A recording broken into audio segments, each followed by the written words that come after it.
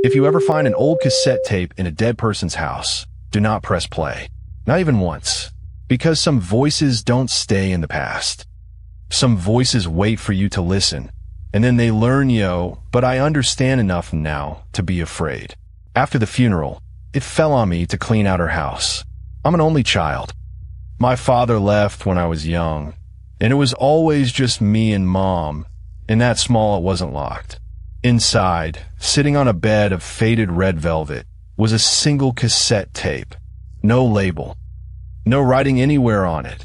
Just a plain black cassette, the kind you'd find in a bargain bin as she used to record herself reading books for me when I was a baby, so I could hear her voice even when she worked late nights at the hospital where she was a nurse for almost 30 years. I pressed P. Part 3. Something is different the next evening. I wanted to hear her voice again.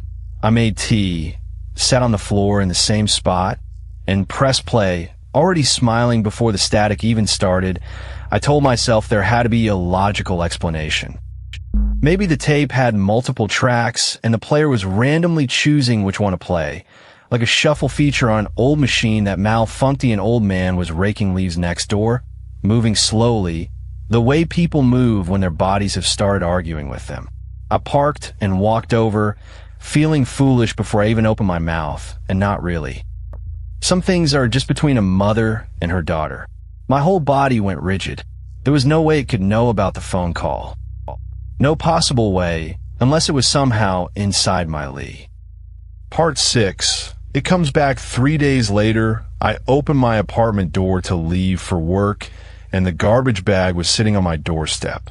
I hadn't touched it. I had watched the garbage truck take it. She said the old stories warned that once it had your attention, it would try to get closer to you, learning more and more, until it knew you well enough to replace someone in your life, to slide until I stood there in the cold night air and watched the plastic melt and blacken, watched the thin ribbon of tape curl and shrivel in the flames, sending up a chemical smell that stung my eyes and made there was a pause.